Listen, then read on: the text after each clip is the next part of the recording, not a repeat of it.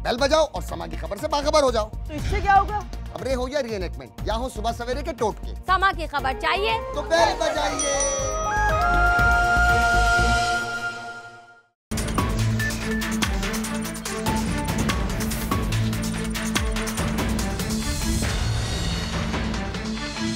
अस्सलाम वालेकुम नाजरीन, आप देख रहे हैं आवाज और मैं हूं शहजाद इकबाल। आज के प्रोग्राम में हम बात करेंगे कि बड़ा कप्तान कौन है, इमरान खान या मिसबाह उल हक। एक नई बहस छेड़ दी है चेयरमैन पीसीबी शहरियार खान ने। और इसके अलावा प्रोग्राम में बात होगी पाकिस्तान पीपल्स पार्टी के लोड शेडिंग पर एहतजाज की।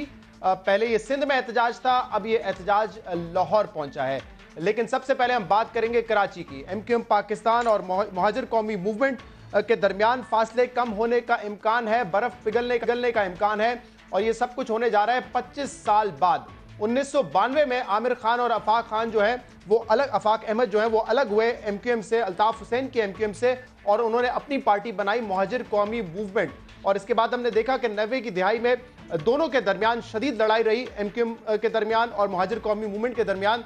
बदअमनी जो थी कराची में, उसका इल्ज़ाम भी वो एक दूसरे को पर लगाते थे। जो लड़ाई होती थी उसका इल्ज़ाम भी एक दूसरे पर लगाते थे। लेकिन अब ऐसा लगता है कि दोनों तरफ से मस्बत पेशरफ्त है, दोनों तरफ से ये इशारे मिले हैं कि बात करने के लिए तैयार हैं। अलायंस बेशक ना बने, लेकिन फिर भी कराची के लिए और कारकुनान आपस में लड़े ना, तसादुम ना हो, उसके लिए अलायंस, उसके लिए बातचीत जो है वो ज़रूर हो सकती है। इसका इशारा कल आफाक अहमद साहब ने भी दिया, आज आफाक अहमद साहब ने भी दिया, और कल जो है MQM के मेंबर ने भी दिया था। आफाक अहमद साहब ने आज क्या बात की, जरा सुनिए। हिंदुस्तान और पाकिस्तान अपनी अवाम के बेहतर मफाद में जंग से गुरेज करके आपस में बातचीत कर सकते हैं, तो एक कौम के लोग आपस में बैठकर क्यों बातचीत नहीं कर सकते? देखिए, कौम को एक करने के लिए पार्टियों का एक होना ये कोई लाजमी जुज नहीं है। इस सूबे के जो बुनियादी स्टेक होल्डर्स हैं उनको आपस में सर जोड़ के बैठना इस वक्त इंतहाई जरूरी है। सूबे के स्टेक होल्डर्स को आपस में बैठना इंतहाई ज़रूरी है। कल जियो के प्रोग्राम में कीश्वर जहरा साहिबा ने, जो कि रहनुमा है MQM की, उन्होंने बात की और उन्होंने भी यही इशारा दिया कि हम बातचीत करने के लिए तैयार हैं। कराची जो पूरे पाकिस्तान को आज भी संभाले हुए एक मफाहमत का पैगाम है जो MQM मुत्तहिदा पाकिस्तान दे रही है। क्योंकि देखिए, जो यहाँ के मसाइल हैं उसमें पूरा शहर उसके अजाब सह रहा है। वो चाहे आफाक अहमद को चाहने वाले हों या मुत्तहिदा गवर्नमेंट पाकिस्तान में काम कर रहे हों या PSP में हों या किसी भी जमात से ताल्लुक़ रखते हों या गैर सियासी हों, उन मसाइल के हल के लिए हमें कराची में अमन पैदा करना होगा। और अमन पैदा करने के लिए बहुत ज़रूरी है कि वो फासले दूर किए जाएँ। इस पर हम मजीद बात करेंगे। हमारे साथ मौजूद हैं MQM के सीनियर रहनुमा फैसल सजवारी साहब। फैसल साहब, बहुत बहुत शुक्रिया वक्त देने के लिए। ये अचानक क्या हुआ, बातचीत की बात कहाँ से चल पड़ी है? क्योंकि 25 साल की नफरत है, 25 साल की लड़ाई है दोनों जमातों के दरमियान। ये अचानक से बातचीत का सिलसिला शुरू करने, ये कहाँ से इसका आगाज हुआ है? बहुत शुक्रिया शहजाद। मेरा नहीं ख्याल कि MQM पाकिस्तान की राब्ता कमेटी किसी भी सतह के ऊपर ये सोच रही है कोई बातचीत शुरू करने का। हाँ, ये ज़रूर है कि MQM पाकिस्तान की पॉलिसी अदम तसादुम और अदम तशद्दुद की है। हम चाहते ये हैं कि कराची शहर में किसी भी सतह पर तशद्दुद की सियासत को ही दफन कर दिया जाए और अपने तनाज़ात, अपनी सियासी मुखालफत को दुश्मनी में बदलने का अमल ख़त्म हो। मुत्तहिदा कौमी मूवमेंट पाकिस्तान कुछ भी करेगी लेकिन गोली और गाली की सियासत नहीं करेगी, और इसका सबूत हमने पिछले चंद महीनों में बारहा दिया है, हम अभी भी देते रहेंगे। इससे अगर कोई ये नतीजा अखज़ करना चाहता है कि जनाब हम किसी के साथ इंज़माम या मर्जर चाह रहे हैं, किसी के साथ यूनिफिकेशन या इत्तेहाद चाह रहे हैं या किसी के दरवाज़े पर जाना चाहते हैं, तो ऐसी सूरत हाल नहीं है। हमारी सिर्फ़ और सिर्फ एक ख्वाहिश है कि इस शहर, उसके शहरियों के लिए, इस मुल्क के बासियों के लिए एक निस्बतन बेहतर, गैर मुतनाज़ा, कम से कम फ्रिक्शन वाला एक सियासी माहौल हम जनरेट करें। अदरवाइज़ आप सूरत हाल देखें मुल्क में हो क्या रही है।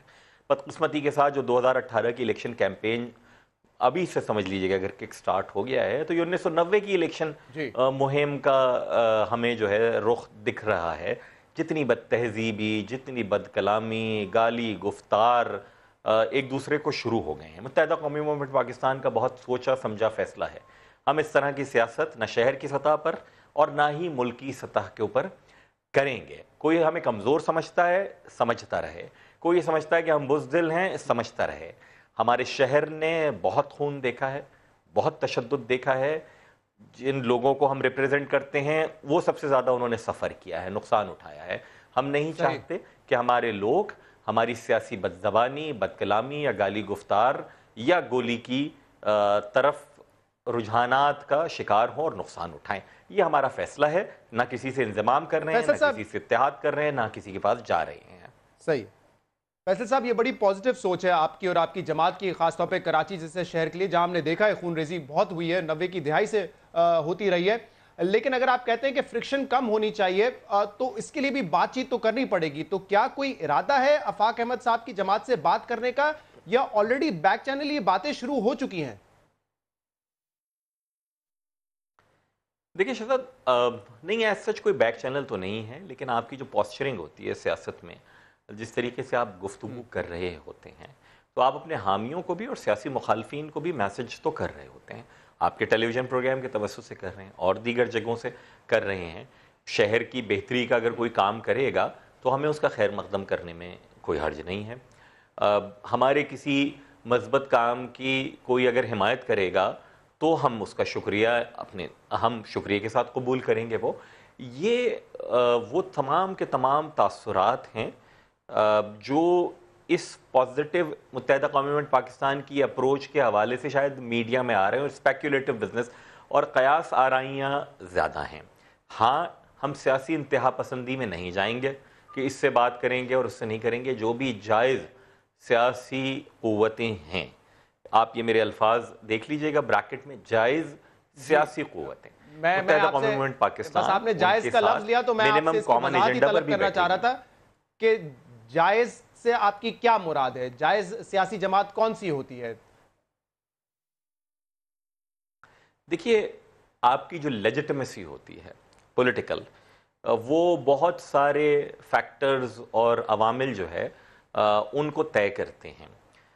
बाज़ तो राइज किस्म के आप समझ लीजिए कि गेजेस हैं, जिनसे पैमाने हैं, जिनसे तय किया जाता है। मीन्स ये कि अगर कोई इंतखाबी सियासत में है, लोग उसको वोट दे रहे हैं, लोग उसकी बात सुन रहे हैं, भले वो इंतखाबात जीत रहा हो या हार रहा हो, तो उसको आप कहते हैं कि जनाब एक जायज़ और एक पोटेंट किस्म की सियासी आवाज़ है। लेकिन अगेन हम किसी सियासी इंतहा पसंदी में नहीं जाना। आपके ख्याल में एक जायज़ सियासी जमात है? मेरे ख्याल में उन्हें अपना मेटल प्रूव करने के लिए अभी बड़ा टाइम चाहिए। वो अपने आप को एक प्रेशर ग्रुप के तौर के ऊपर शायद अभी रखे हुए हैं। उनके क्लेम हैं, जो मैं तो उनका सियासी मुखालिफ हूँ, तो मैं जो भी कहूँगा आप कहेंगे कि एक सियासी मुखालिफ बात कर रहा है, और जिस मौजू के ऊपर गुफ्तगू हो रही है मेरे ख्याल में उससे वो मेल नहीं खाएगी।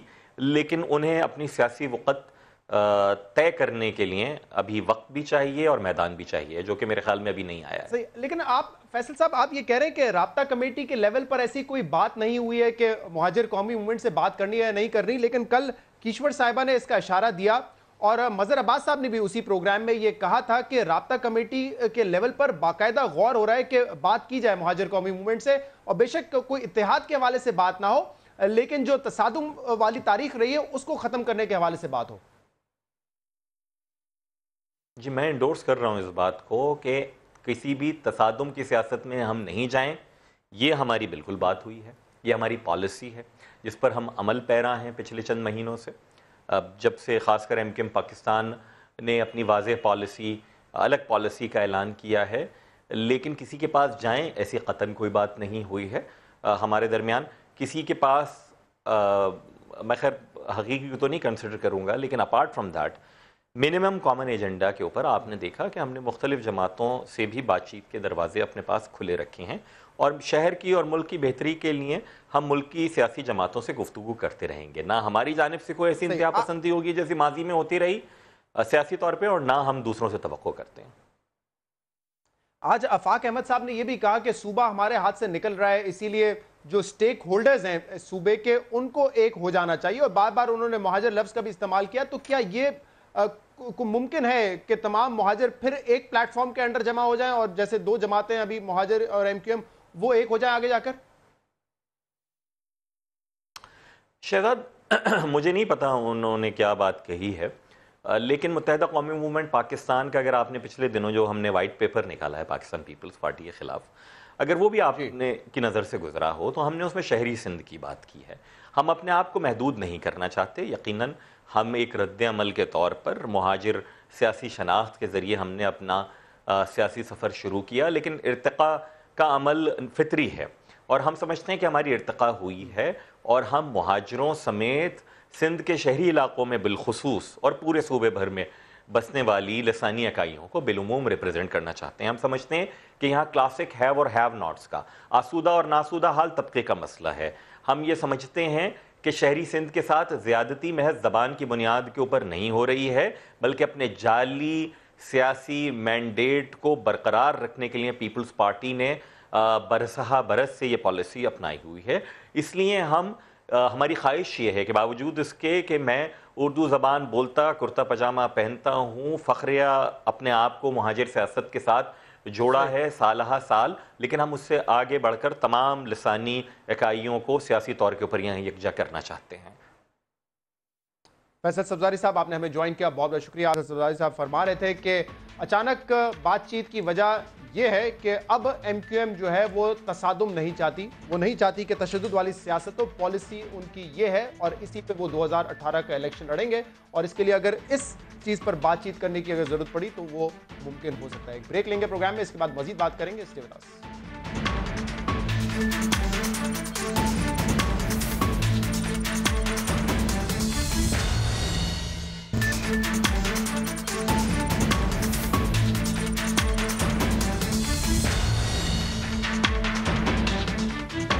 वेलकम बैक नाज़रीन। अब बात करते हैं पाकिस्तान पीपल्स पार्टी के हुकूमत के खिलाफ लोड शेडिंग पर एहतजाज की। इस एहतजाज का आगाज सिंध से किया था, लेकिन आज पाकिस्तान पीपल्स पार्टी की क़यादत लाहौर में मौजूद थी और उन्होंने नासिर बाग में जो है हुकूमत के खिलाफ एहतजाज किया। एहतजाज में तकारीर भी हुई और वो जो तकारीर थी सिर्फ लोड शेडिंग तक महदूद नहीं थी। खुर्शीद शाह साहब ने आज ये कहा है कि पंजाब वालों उठो उसके खिलाफ जो मोदी के साथ रिश्ता कायम रखता है। और खुर्शीद शाह साहब ने साथ साथ जो है वो नवाज शरीफ साहब की हुब्बुल वतनी पर भी सवाल उठाए। इसके अलावा जब कायरा साहब आए वो भी बड़े जोश में थे और उन्होंने भी नारे लगवाए, मुक गया तेरा शो नवाज, गो नवाज गो नवाज, बंदा नंबर 2 नवाज, गो नवाज गो नवाज। ये नारे जो है आज के इस एहतजाज में पीपल्स पार्टी ने लगाए और पीपल्स पार्टी ने पहले कहा था कि अब जमहूरियत बचाने के लिए हम वजीर आजम को नहीं बचाएंगे। क्या मजीद कहा गया पीपल के रहनुमाओं की जानिब से, देखिए जरा। और पंजाब वालों उठो, जो मोदी के साथ रिश्ता कायम करता है, आज सज्जन जंजाल के साथ तुमने रिश्ता कायम फिर कर दिया। लोगों से सस्ती रोटी भी छीन ली। मियां नवाज शरीफ नाम हुसैन नवाज का है, नाम मरियम का है, असल चोर तो तुम हो। और तू तो कहना से कि मैं 6 महीने के विच लोड शेडिंग का खात्मा कर देंगा, 1 साल विच खत्म ना किया तो मेरा नाम बदल दिया जाए और 10 डब्बा रखा गया ही और तेरा नाम आज रखना है। पहले सिर्फ पाकिस्तान तहरीक इंसाफ गो नवाज के नारे लगा रही थी, अब जो है पाकिस्तान पीपल्स पार्टी भी शदीद मुखालफत कर रही है पाकिस्तान मुस्लिम लीग नून की हुकूमत की। इस पर बात करेंगे। हमारे साथ मौजूद है सेनेटर सईद गनी साहब, पाकिस्तान पीपल्स पार्टी के रहनुमा, और इसके अलावा में ज्वाइन करेंगे डॉक्टर तारिक फजल चौधरी साहब, सीनियर रहनुमा है पाकिस्तान मुस्लिम लीग नून के। आप दोनों का बहुत बहुत शुक्रिया प्रोग्राम में ज्वाइन करने के लिए। सईद साहब, ये लोड शेडिंग के खिलाफ आपका एहतजाज था, वो बात तो समझ आती है, लेकिन आज खुर्शीद शाह साहब ने नवाज शरीफ साहब की हुब्बुल वतनी पे भी सवाल उठाए हैं कि कौन सा ऐसा भारतीय लीडर है पहले सरबरा जो पाकिस्तान में आया हो, किसी हुब्बुल वतन लीडर के घर पे किसी शादी में उसने शिरकत की हो।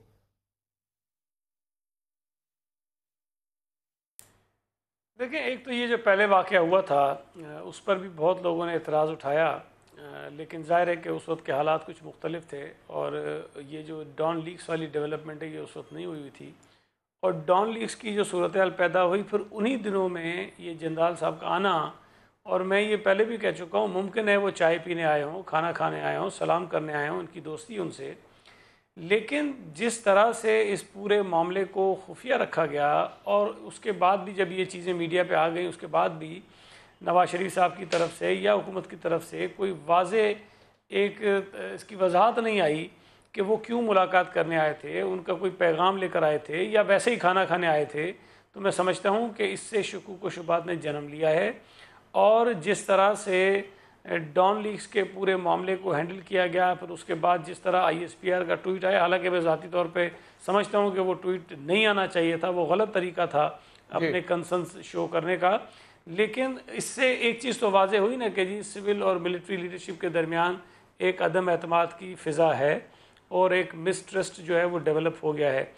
उस दौरान में अगर एक ऐसा भारतीय शहरी आता है पाकिस्तान, और जिस तरीके से आया उसकी मैं बात अभी कर चुका हूँ, जिसके भारतीय वज़ीर आज़म से भी करीबी मरासिम हैं और आम तौर पे समझा जाता है कि शायद वो पैगाम रसानी का काम भी करते हैं, और ये जो ट्रैक टू डिप्लोमेसी होती है उसमें भी इनका किरदार होता है, वो आए और किसी को पता ना चले, तो जब आप खुद नहीं बताएंगे फिर लोग ऐसी बातें जरूर करेंगे। डॉक्टर तारिक फजल चौधरी साहब, पहले तो नमाज गो के नारे जो है वो पाकिस्तान तहरीक इंसाफ की तरफ से लगते थे, और अब जो है वो पीपल्स पार्टी भी ये नारे लगा रही है, और साथ साथ ये भी कह रहे हैं कि वजीर आजम साहब की हुब्बुल वतनी पर शक है उनको। जब किसी सियासी जमात के पास जो गवर्नमेंट में हो, चाहे वो सूबे में हो चाहे वो मरकज़ में हो, कुछ बताने के लिए अपनी परफॉर्मेंस के हवाले से बात होती है, ये बताने के लिए होता है कि जनाब ये हमने आपसे वादा करके आपसे वोट लिए थे, हमने गुर्बत मुकाने की बात की थी, हमने तालीम और सेहत का निज़ाम देने की बात की थी, और उसके मुताबिक आपने काम किए हों, तो वो सियासी जमात अपनी परफॉर्मेंस पे बात करती है। पाकिस्तान मुस्लिम लीग नून जिस तरह आपने देखा कि हम अपने जो प्रोजेक्ट्स की बात करते हैं, प्रोजेक्ट्स के इनाग्रेशन हो रहे हैं, इफ्तिताह के ऊपर प्राइम मिनिस्टर जाते हैं, फीते कटते हैं, फिर भी इनके पेट में दर्द होता है, ये हमारी पॉलिसी है। जब दीगर सियासी जमातों के पास, जिनमें आज पाकिस्तान पीपल्स पार्टी भी शामिल होगी उस दौर में, हालांकि ये वतीरा जो है पाकिस्तान तहरीक इंसाफ का रहा है, जब इनके पास अपनी कोई परफॉर्मेंस, अपनी कोई फ्यूचर प्लान बताने के लिए नहीं है, तो इन्होंने इसी तरह की जुगतबाजियाँ, इसी तरह की इल्ज़ाम तराशियाँ, वो क्यों आया, वो क्यों गया, जनाब नाम बदल दें, बक्सा रख लें, तो ये बुनियादी तौर पर ड्रामाबाजी होती हैं सियासत की। लेकिन ये बातें तो वैसे डॉक्टर तारिक फजल साहब, शहबाज शरीफ साहब की कही हुई है ना कि अगर 6 महीने में लोड शेडिंग नहीं खत्म हुई, 1.5 साल में लोड शेडिंग नहीं खत्म हुई, तो मेरा नाम बदल देना। तो वो इसी की आज याद दहानी करवाइए कायरा साहब ने कि 4 साल हो गए हैं और लोड शेडिंग को याद दहानी भी जिस अंदाज से कराई गई है, मैंने कहा ये सियासी शोबदाबाजियाँ हैं, हम समझते हैं ये सारी बातों को, लेकिन उसके बावजूद एक जमहूरी जमात है और हम एहतराम करते हैं, जो जिस तरह मर्जी ये अपनी इनिंग खेलें, जिस तरह मर्जी ये अपना आइंदा इलेक्शन की तैयारी करें। लेकिन मैं ये बात आपको बता दूं कि ये फैसला अल्टीमेटली अवाम ने करना है। अगर हम लोड शेडिंग का ख़त्मा ना कर सके तो ये मैं समझता हूँ कि पाकिस्तान की आवाम का हक़ है कि वो हमसे पूछें। दूसरी बात ये कि जो आप मिलिट्री के इतने जनाब हमदर्द बने हुए हैं और आप उनके स्पोक्समैन बने हुए हैं, मिलिट्री गवर्नमेंट का एक इदारा है, और डॉन लीग्स के हवाले से जो भी इनकम्प्लीट है, कंप्लीट है, ये बात गवर्नमेंट अपने तौर पे सेटल करेगी। इसमें अपोजिशन को मिलिट्री का स्पोक्समैन बनने की कोई ज़रूरत नहीं है, ना इसका कोई फ़ायदा इन्हें हासिल होगा किसी भी सूरत में। और जहाँ तक जिंदाल की बात है, कहा कि आखिरी फैसला तो अवाम ने करना है, लेकिन ऑपोजिशन का ये काम तो है कि वो आप पे चेक रखे। और अगर आप लोगों ने कहा था कि 1-2 साल में हम बिजली की लोड शेडिंग खत्म कर देंगे और वो खत्म होती हुई नहीं नजर आ रही, तो एहतजाज का उनका पूरा हक है। और शहबाज शरीफ साहब के सारे बयान उठा के वो यही कहते थे कि खत्म हो जाएगी लोड शेडिंग। मैं आपकी इस गुफ्तगू से पहले ये कह चुका हूँ, ये इनका हक है।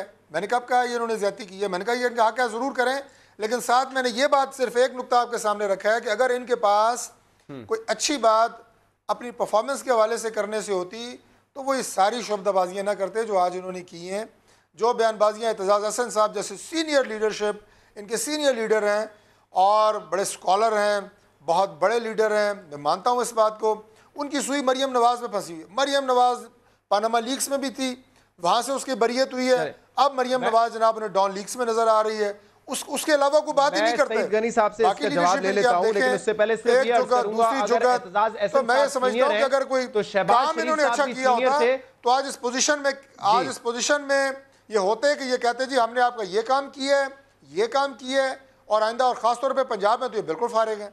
पंजाब में तो इनके कदम ही नहीं डॉक्टर साहब सिर्फ ये ऐड करना चाहूंगा कि अगर एतजाज साहब सीनियर है तो शहबाज शरीफ साहब भी सीनियर थे और वो कहते थे कि आसिफ अली जरदारी साहब के पेट से पैसा फाड़ के जो है वो निकालेंगे, ये वो भी कहते थे जब ऑपोजिशन में थे। सईद गनी साहब, मेरे पास 2012 की खबरें हाथ में मौजूद हैं, 18 घंटे 17 घंटे लोड शेडिंग। आज जो है फरमा रहे थे खुर्शीद शाह साहब के चंद घंटे लोड शेडिंग होती थी, अब 15 16 घंटे पहुंच गई। आपके दौर में भी यही हालात थे? पहली बात तो यह है कि हमारे दौर में इफ्तिखार चौधरी जैसी मुसीबत भी थी, इनके दौर में वो नहीं है। और आरपीपी जो हम लेकर आ रहे थे उसका मकसद बिजली की कमी को पूरा किया जा सके। जब जी वो मैं बताता हूँ उन्होंने क्या कहा था। वो आरपीपी जो आप दोबारा लेकर आ रहे हो, वो इफ्तिखार चौधरी ने सारे मंसूबे जो हैं वो कैंसिल करा दिए थे अपने ऑर्डर के ज़रिए। LNG हम लाना चाहते थे, इफ्तिखार चौधरी ने हमें नहीं लाने दी। इस तरह के बेशुमार काम थे जिसके अंदर रुकावटें वो डालते थे और हमें काम नहीं करने दिया गया। अब अगर इसको कोई डिनाई करे तो करता रहे, लेकिन ये एक हकीकत है। और जिस RPPs को हमारे ख़िलाफ़ खुद ख्वाजा आसिफ अदालत में गए थे और अब इनके दौर में वही ख्वाजा आसिफ मिनिस्टर हैं और उन्हीं RPPs को ये दोबारा लेकर आ रहे हैं। लेकिन इससे पहले इन्होंने जो बात की, मैं ज़रा उसकी थोड़ी सी वजाहत कर दूँ कि देखें, हमें ना फ़ौज के तर्जुमान बनने की ज़रूरत है और नाम हैं उनके अपने तर्जुमान हैं और वो अपनी तर्जुमानी करते रहते हैं। डॉन लीग्स में जो हुआ है ना, ये पता नहीं उससे क्यों कोनी कतराते हैं। चौधरी निसार अली ख़ान ने ख़ुद ये तस्लीम किया था कि कमेटी के मेंबरान में इत्तफ़ाक़ राय नहीं है, इसलिए कमेटी की रिपोर्ट आने में ताख़ीर हो रही है। और उसके बाद चौधरी निसार अली ख़ान साहब ने ये इंकशाफ किया कुछ चंद हफ्तों बाद कि वो जो इत्तफ़ाक़ राय हो गया है। और फिर उन्होंने फरमाया कि जो सरबराह हमने लगाया था, जो इनका बड़ा करीबी आदमी है जस्टिस आमिर रज़ा, उन्होंने ये शर्त रखी थी कि अगर इत्तफाक नहीं होगा तो मैं कमेटी की रिपोर्ट पे दस्तखत नहीं करूंगा। ये तो पहली दफा हमें पता चली ना बात। अब सवाल ये पैदा होता है कि भाई बातें कर चुके हैं, मैं चाह रहा हूं कि थोड़ा जरा आज के इश्यूज पे बात कर लें। नहीं, ये बड़ी जरूरी बात है मेरे भाई, सवाल इस ये बात जरूरी पहले भी क्लियर कर चुके हैं ना। नहीं, अब मैं जो बात दूसरी कहने जा रहा हूं वो इससे आगे की है कि इन्होंने मैनेज किया है, इन्होंने मैनिपुलेट किया है, इन्होंने वो जो रिपोर्ट थी उसको अपनी मर्जी के मुताबिक बनवाया है। जो हुकूमत और जो जमात डॉन लीग्स की रिपोर्ट पे असरअंदाज हो सकती है, वो JIT जो बनी है पनामा की, उस पर तो बहुत ज्यादा असरअंदाज होगी वो। सर सही मेरे इशू आज ये नहीं, मैं इस पे बड़ी बात कर चुका हूं सईद गनी साहब, मैं इस पे बहुत प्रोग्राम कर चुका हूं। मैं चाह रहा हूं आज जरा इस मौजू पे बात कर लें जिस पर हम कर रहे हैं। वो कह रहे हैं कारकर्दगी आपकी नहीं है, इसलिए आप इन चीजों पर बात करते हैं। और वाकई अगर आपसे पूछा जाए, आप पंजाब में जाते हैं, आपसे ये पूछा जाए कि सिंध में क्या आपने डिलीवर किया है, कराची जैसे बड़े शहर में आपने क्या डिलीवर किया है, तो आप क्या जवाब देंगे पंजाब की आवाम को? ठीक है पिछले 5 साल में नहीं किया, लेकिन इन 4 सालों में तो इफ्तिखार चौधरी नहीं है ना, क्या आपने कर लिया सिंध में? यस, इनमें तो कोई इफ्तिखार चौधरी आपके सर पे नहीं बैठा हुआ, बिल्कुल सही कहा। नहीं, इफ्तिखार चौधरी नहीं है, लेकिन उनकी रूहें इधर उधर फिर भी भटक रही हैं। मैं आपसे गुजारिश मेरे भाई ये करूं कि डॉक्टर साहब की इस बात से तो मैं इत्तेफाक करता हूं कि फैसला आवाम ने करना है, ठीक है ना? ठीक है, वो बिल्कुल करती रहेंगी। वो जाहिर है कि अब हमारा उनका कोई वो पिछला बैर चल रहा है। अब इसमें सिर्फ जो बात करने की वो ये है कि हमारी परफॉर्मेंस है, उसका जवाब हमसे लोग लेंगे और उसी बुनियाद पर हमें वोट देंगे। मैं इस बात से इत्तेफाक करता हूँ, लेकिन हम लोगों को ये भी तो बताएंगे ना कि इन्होंने किस तरह हमारे खिलाफ अखबार में इश्तिहार लगवा के चीफ मिनिस्टर पंजाब ने मुजाहरे करवाए थे, किस तरह लोगों को धोखा दे के झूठ बोल के लोगों से वोट लिए थे कि हम लोड शेडिंग ख़त्म कर देंगे, हम जो है वो बिजली का बहरान ख़त्म हो जाएगा और पता नहीं PIA ठीक हो जाएगा और स्टील मिल ठीक हो जाएगा और हमारे पास बड़े बड़े आला दर्जे के जहन पड़े हुए हैं और हम आएंगे और फ़ौरन हम उनको लगा देंगे। नवाज शरीफ साहब ने कहा था ना, हमारे पास तो सारा प्लान तैयार पड़ा हुआ है, PIA का खसारा इनसे काबू नहीं हो रहा, पेट्रोल सस्ता हो गया दुनिया भर में, टिकटें इन्होंने महंगी कर दी, फिर भी खसारा काबू नहीं हो रहा है। स्टील मिल को उन्होंने दरगोर करके रख दिया है ज़मीन के अंदर। इनकी अपनी जो मंसूबा है कि किसी तरह ज़मीन। सईद साहब, मुझे सिर्फ एक इजाजत दीजिए, चाहने वालों में आज गवर्नर काश्तकार जुबैर साहब ने भी जो है, मोहम्मद जुबैर साहब ने भी जो है कई सवालात उठाए हैं सिंध की कारकर्दगी पर, और साथ में उन्होंने ये भी कहा है जहां पे वो खिताब कर रहे थे कि अगर आप चाहते हैं कि लाहौर जैसी तरक्की हो तो 2018 में फिर उन लोगों को वोट दें जिन्होंने लाहौर बनाया है। जरा सुनिए क्या कह रहे थे जुबैर साहब। सिंध बहुत पीछे रह गया, इसमें मैं सियासत नहीं करता। It's an alarming situation. आप एजुकेशन के नंबर्स देखते हैं, आप हेल्थ के नंबर्स देखते हैं, infrastructure, that is the thing that वो जो बस पे ऊपर चढ़ के बैठा हो तो ये डिमांड करेगा, मुझे ये नहीं पता कि वो कैसे लेके आए, मुझे ये बताएं कि मैं कैसे उस जैसी चीज में सफर कर सकूंगा। And like wise other things like pani, like so many other things. जो Karachi obviously is lagging far behind. 2018 आ रहे हैं, तो उनको वोट दे दें जिन्होंने लाहौर बनाया। इससे ज्यादा फास्ट तरीका कोई नहीं हो सकता। जी, पहले डॉक्टर साहब आपसे जरा सवाल कर लूं इस पे कारकर्दगी पे फिर आता हूं। क्या गवर्नर को इस तरीके से वोट मांगने चाहिए? गवर्नर तो एक पॉलिटिकल शख्सियत होनी चाहिए ना, तो क्या ऐसे वोट मांगना चाहिए कि लाहौर जैसी अगर तरक्की चाहते तो फिर उन लोगों को वोट दें? चलें पहले आपकी बात का जवाब देते हैं। शहजाद साहब, गवर्नर वोट नहीं मांग रहा, आप उनकी तकरीर दोबारा चला के देखें। वो लोगों को आप ये कहें कि उन्हें कुछ सीधा रास्ता दिखाने की कोशिश कर रहे हैं। वो उन्हें एक तरह का उनको आप ये कहें कि उनको ब्रेन को समझा, उनको वो क्या कहते हैं, ब्रेन की एनलाइटमेंट जैसे आप कहते हैं, आप ये कह सकते हैं कि वो उन्हें ये बता रहे हैं कि आपकी बेहतरी किस में है। वो कोई वहाँ पे कन्वेंसिंग नहीं कर रहे, ना वहाँ पे कोई इलेक्शन होने जा रहा है, ना वो कोई सियासी जलसे से खिताब कर रहे हैं। लेकिन वो सिंध के लोगों को इतना पैगाम भी नहीं दे सकते कि भाई यहाँ पे साल से जो पार्टी बैठी है, हुकूमत करी जा रही है, परफॉर्मेंस पे बात ही नहीं करती, सिर्फ जनाब वो दूसरों पे इल्ज़ाम तराशियों की बात करती है। तो अगर आप चाहते हैं कि यहाँ पे तरक्की हो, सूबे में तरक्की हो, कराची में, हैदराबाद और पूरे सिंध में तरक्की हो, तो आपको थोड़ा आगे की सोचनी चाहिए। तो एक बात तो ये, दूसरी बात है, मैंने इसी से लिंक है, जब मैंने परफॉर्मेंस की बात करता हूं, तो बैठे हैं जी, ये बहुत शॉर्ट है। मैं दोबारा जब मैं ये कहूँगा कि जब परफॉर्मेंस की बात अगर पाकिस्तान पीपल्स पार्टी के पास ज़रा भी कुछ हो तो वो उस पर बात करें। अभी आपने दोबारा सेंटर साहब को ये कहा कि अभी तो इफ्तिखार चौधरी साहब मौजूद नहीं है। उन्होंने कहा जी उनकी रूहें हमारा पीछा कर रही हैं, वो तो माशाल्लाह जिंदा सलामत है, रूहों ने क्या पीछा करना है। लेकिन उसके बावजूद सिंध में इनकी कारकर्दगी ज़ीरो है। आपने वो सवाल किया कि सिंध में आपकी कारकर्दगी, अभी भी वो नहीं है। वो वहाँ से घूम के तो दोबारा आगे जनाब के पंजाब में ये हो रहा है, फलां ये हो रहा है। मुझे जरा लास्ट कमेंट सईद गनी साहब से लेना है। अगले इलेक्शन में गवर्नर साहब जिस तरह 2013 में अवाम ने इनको जवाब दिया है, इलेक्शन 2018 में दोबारा अवाम अपने वोट के जरिए इनका एहतसाब करेंगे। सही है। गवर्नर साहब के स्टेटमेंट पे क्या कहेंगे? सईद गनी साहब वो कह रहे हैं तमाम शोबे में पीछे रह गया। इसका जवाब तो सीधा ये है कि इनको एक बड़ा झटका लगा। इस्माइल राव साहब एक वाहिद इनके पास एक अच्छे आदमी रह गए थे जिनका कुछ वोट और असर है, वो भी इनको छोड़ के पीपल्स पार्टी में आ गए हैं। तो नून लीग तो सिंध से साफ हो रही है और ये कह रहे हैं कि जी सिंध में पीपल्स पार्टी कर कुछ नहीं। तो या तो वो लोग सारे बेवकूफ़ हैं, अकल के अंधे हैं, उनको कुछ नहीं पता कि सियासत किस तरफ जा रही है और वो जानबूझ के जो है ना एक कुएं के अंदर कूद रहे हैं। तो ऐसा तो नहीं है ना। अगर उनको नज़र आ रहा है कि पाकिस्तान पीपल्स पार्टी की मकबूलियत में इजाफा हो रहा है, जब भी तो पीपल्स पार्टी की तरफ रुजू कर रहे हैं, तो और जमातों के लोग भी हमारे पास आ रहे हैं। और मैं अभी कह रहा हूँ, ये लिख लीजिए, सिंध में पीपल्स पार्टी 2013 के मुकाबले में ज़्यादा सीटें लेगी। हम तो इनको याद कराना चाहते हैं कि मेरे भाई, पाकिस्तान में एग्रीकल्चर सेक्टर की नेगेटिव ग्रोथ कब हुई थी? माशाल्लाह आपके दौर में हुई है। इंडस्ट्रीज आज के दौर में बंद हो रही हैं। पार्टी के दौर में जाके पूछिए ना, इंडस्ट्रीज तो ज्यादा पंजाब में जो बैठ लीजिए। इस हिस्से में आप हमारे साथ मौजूद थे, प्रोग्राम में शामिल करेंगे एक ब्रेक, इसके बाद मजीद बात करेंगे। Stay with us.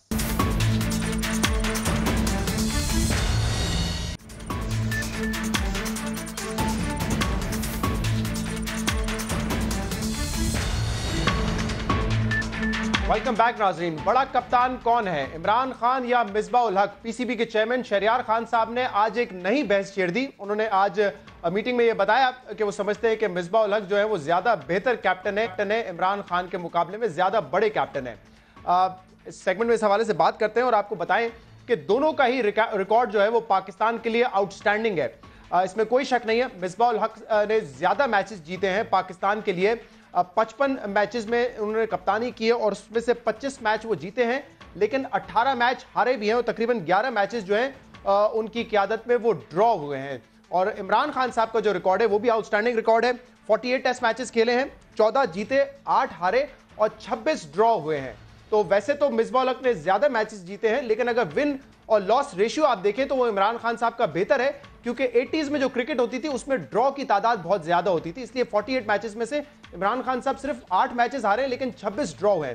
लेकिन स्टैट्स को अगर हम एक साइड पे भी रखें तो भी दोनों ने बड़ा जबरदस्त परफॉर्म किया है पाकिस्तान के लिए।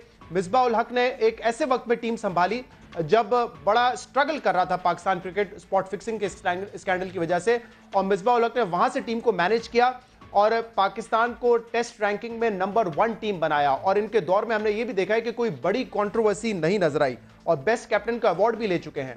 इमरान खान साहब दूसरी तरफ, उन्होंने बड़ी कामयाबी हासिल की है पाकिस्तान क्रिकेट के लिए। इंग्लैंड में जाकर पहली इंग्लैंड को सीरीज हराना वो इमरान खान साहब की कप्तानी में हुआ। इंडिया जाकर इंडिया को हराना वो इमरान खान साहब की कप्तानी में हुआ। इसके अलावा वेस्ट इंडीज को बड़ा टफ टाइम दिया उनके होम ग्राउंड पर जाकर, जब तमाम टीमें बड़ा डरती थी वेस्ट इंडीज से खेलने के लिए। और 92 का वर्ल्ड कप कौन भूल सकता है, वो भी इमरान खान साहब की क़यादत में हम जीते। एक और एजाज इमरान खान साहब के पास ये है कि कोई भी टीम हो, कोई भी वेन्यू हो, कभी भी इमरान खान साहब किसी सीरीज में 3-0 या 2-0 वाइट वॉश नहीं हुए। जबकि मिसबाह उल हक जब मुश्किल वेन्यूज पे खेलने गए, जैसे साउथ अफ्रीका गए, वहां पे 3-0 हारी पाकिस्तान क्रिकेट टीम। अभी हाल में न्यूजीलैंड गए, वहां 2-0 हारे। ऑस्ट्रेलिया गए, वहां 3-0 हारे। तो दोनों ने वैसे बड़ा जबरदस्त परफॉर्म किया है, लेकिन आज एक नई बहस छेड़ दी है, तो इस पर आमिर सोहेल साहब की राय ले लेते हैं। सोहेल साहब, क्या आपका ओपिनियन है, कौन बेहतर कैप्टन रहा है पाकिस्तान के लिए, मिसबाह उल हक जो कि अपनी आखिरी सीरीज खेल रहे हैं, या इमरान खान? देखिए, कंपैरिजन करना बड़ा मुश्किल काम होता है। आपको बहुत ज़्यादा चीज़ें जो है वो आस्पेक्ट में लेनी पड़ती हैं और फिर जाके कोई आप कॉल जो है वो मेक करने की पोजीशन में आते हो। जहाँ तक आप कंपैरिजन इमरान खान और मिसबाह उल हक का कर रहे हैं, देखिए टाइटल्स कितने जीते हैं मिसबाह ने, टाइटल्स इमरान खान ने बहुत ज़्यादा जीते हैं। अगर मेरे से कोई पूछे तो पाकिस्तान के बेस्ट कैप्टन कौन रहे हैं, तो मेरे ज़हन में 3 कैप्टन आते हैं, इमरान खान, जावेद मियांदाद और सलीम मलिक। ये बहुत ही ज़बरदस्त कैप्टन थे। जहाँ तक मिसबाह की बात है, देखिए मिसबाह ने सारी क्रिकेट जो है वो खेली यूए में। अगर आप उनके जब वनडे छोड़ के गए वो टीम, तो पाकिस्तान की रैंकिंग 8वें पे आ गई, टीम सेटल नहीं थी। अभी आप देखें कि आपकी जो टेस्ट टीम है वो भी सेटल नहीं हुई। आपके इतने फास्ट बॉलर इनकी कैप्टनसी में खेले, कोई फास्ट बॉलर एडजस्ट नहीं हो सका। इन्होंने जब टेक ओवर किया, ओपनर का प्रॉब्लम था, आज भी प्रॉब्लम है। मिडल ऑर्डर आप देखें, कभी वन डाउन कोई आ रहा है, कभी कोई दूसरी जगह पे आ रहा है, टीम सेटल नहीं हुई। कैप्टन को जब आपने बेस्ट करार देना है, तो वो अब जब टीम छोड़ के जाएगा तो पाकिस्तान की टीम की जो हालत है वो, उससे आपको लगता है कि he is the best captain Pakistan. कप्तान का काम सिर्फ विन रेशो नहीं होता, वो अपने जो इनहेरिट करवा रहा है टीम, जो छोड़ के जा रहा है अगले कप्तान के लिए, वो कितनी तगड़ी बना के जा रहा है, ये भी चीज़ देखने वाली है। लेकिन शहरयार साहब ने जो बयान दिया वो तो उन्होंने अपीज़ करने के लिए किया ना, नहीं बड़ा अपीज़ करने के लिए किया ना। आपको पता है ना किनको अपीज़ करने के लिए किया, सियासी बयान जी। तो अच्छा, तो आप सियासी बयान, ठीक है। आमिर साहब, तो आप कह रहे हैं कि टीम, एक तो ये बड़ा अहम नुकता आपने कहा कि टीम किस हाल में छोड़ के जा रहे हैं, ये बड़ा अहम होता है, और कितने खिलाड़ियों को ग्रूम किया है जो आगे टीम को लेके बढ़ेंगे, ये भी बड़ा अहम एक एस्पेक्ट है। बहुत ज़्यादा इंपॉर्टेंट है जी ये। आप देखें ना कि ऑस्ट्रेलिया की जब टीम थी 80s में, इतनी बड़ी टीम, और एकदम से वो हर किसी से हारना शुरू हो गए। उसके बाद एलन बॉर्डर को आज तक जो है वो इतना ज़्यादा रिस्पेक्ट क्यों किया जाता है कि वो ऐसी तगड़ा यूनिट छोड़ के गया ऑस्ट्रेलिया के लिए कि ऑस्ट्रेलिया ने हमेशा से उसके बाद डोमिनेट ही किया क्रिकेट को। आप मुझे ये बताएं कि अब ये वनडे की टीम जब मिसबाह ने एज ए कैप्टन छोड़ी तो टीम का क्या हाल था। अब आप टेस्ट मैच की देखें, लेकिन इनकी क्रिकेटिंग अप्रोच ये देखें। मैं एक पॉइंट और आपको बताना चाह रहा हूं, कप्तान पे डाली जा सकती है आमिर सोहेल साहब, क्योंकि ऑब्वियसली प्लेयर्स तो कैप्टन तो उन्हीं के साथ खेलेगा जो प्लेयर्स होंगे। अगर पीछे से प्लेयर्स अच्छे नहीं आ रहे होंगे तो फिर कैप्टन को कैसे ब्लेम कर सकते हैं इसके लिए? देखिए, मेरी मिसबाह से एक दफ़ा बात हुई थी, मैंने हमेशा मिसबाह को बहुत ज़्यादा सपोर्ट किया है उनकी एटीट्यूड की वजह से। और उनको मैंने एक दफ़ा यही कहा था कि भाई अगर आप ये जो डिसीजन कर रहे हो, अगर आप यही करते रहे ना तो पाकिस्तान टीम का बेड़ा गर्क हो जाएगा। आपको जो है तगड़े डिसीजन करने हैं। अगर आपको पाकिस्तान क्रिकेट बोर्ड किसी गलत काम के लिए डिक्टेट करता है तो आप छोड़ जाओ, लेकिन ये इस तरह काम करना बड़ा मुश्किल होता है ना, कप्तानी छोड़ के चला जाना। तो ये यहाँ पे वो फॉल्टर करते हैं। और एक और चीज़ देखिए, मिसबाह और यूनुस जो है वो रिटायरमेंट के वर्ज के ऊपर है, और आपके मिडिल ऑर्डर में बहुत बड़ा खला पड़ेगा। क्रिकेटिंग इंटेलिजेंस की बात कर रहा हूँ। एक आपका अजहर अली नंबर 3 के ऊपर बड़ा अच्छा खेल रहा था, आपने उसको ओपन करानी शुरू कर दी। ये तो आपकी क्रिकेटिंग इंटेलिजेंस है। अगर ये क्रिकेटिंग इंटेलिजेंस है तो आप उसको बेस्ट कैप्टन किस तरह कह सकते हैं? One short question, short answer in fact इस क्वेश्चन का, क्योंकि ऐसा लगता है शहरयार खान साहब ने आज तारीफ की और आज ही नजर लग गई है, क्योंकि 188 का स्कोर शायद इतना ज्यादा नहीं था, लेकिन 5वें दिन की विकेट बड़ी मुश्किल साबित हो रही है पाकिस्तान के लिए। कोई उम्मीद कर सकते हैं? अभी भी तकरीबन 100 रन चाहिए पाकिस्तान को यहां से जीतने के लिए, 107 रन चाहिए और सिर्फ 2 खिलाड़ी हैं। देखिए बज़ाहिर तो बहुत ज़्यादा मुश्किल है, लेकिन मौजब भी हो सकते हैं। विकेट बहुत ज़्यादा जो है वो बॉलर्स की तरफ टिल्ट कर गई हुई है, और जब आपके टॉप ऑर्डर बैट्समैन ही जो हैं वो आउट हो जाएं तो फिर आप इतना अच्छा उम्मीद नहीं कर सकते टेल एंडर से। लेकिन cricket is a funny game, you never know, लेकिन चांसेस बहुत ज़्यादा कम है। बहुत बहुत शुक्रिया आमिर हमें ज्वाइन करने के लिए। वर्ल्ड कप जिताया अपने आखिरी मैच में इमरान खान साहब ने, जब उन्होंने कैरियर ख़त्म किया अपने हाई पे किया। मिसबाह उल हक इस वक्त जो टेस्ट टीम और वनडे टीम छोड़ के गए वो शायद उतना अच्छा परफॉर्म नहीं कर रही जितना उस वक्त कर रही थी जब वो टीम की क़यादत कर रहे थे। आखिर में आपको एक पैकेज दिखाना चाहेंगे। अभी लिया में एक जलसा किया था नवाज शरीफ साहब ने और कहा था कि आपको मीलों तक लोग नजर आ रहे हैं, लेकिन हम आपको जो वीडियो दिखाएंगे, जो पैकेज दिखाएंगे, उसमें आप खुद अंदाजा लगा लीजिए कि इस लिया के जलसे की हकीकत क्या थी। क्या आपको मीलों तक लोग नजर आ रहे थे या नहीं? आज तो कमाल हो गया है, कमाल। 1 मील लंबा जलसा, 1 मील तक कुर्सियां ही कुर्सियां, आधी से ज्यादा खाली। स्पोर्ट्स ग्राउंड में 10,000 लोगों के बैठने का इंतजाम किया गया, लेकिन 4,000 अफराद ही आए। मुझे नहीं पता लग रहा कि आखिरी बंदा कितनी दूर बैठा हुआ है। वजीर आजम को खाली जलसागाह नजर आती भी कैसे? कैमरा स्टेज के सामने बैठे लोगों को ही फोकस करता रहा। जलसागाह भरी हुई समझकर वजीर आजम भी इत्मीनान से मुखालफिन पर जुमले कसते रहे। इस्लामाबाद के जलसी की मैंने झलकियां देखी, लगता था कि नीचे पता नहीं कितना अवाम है।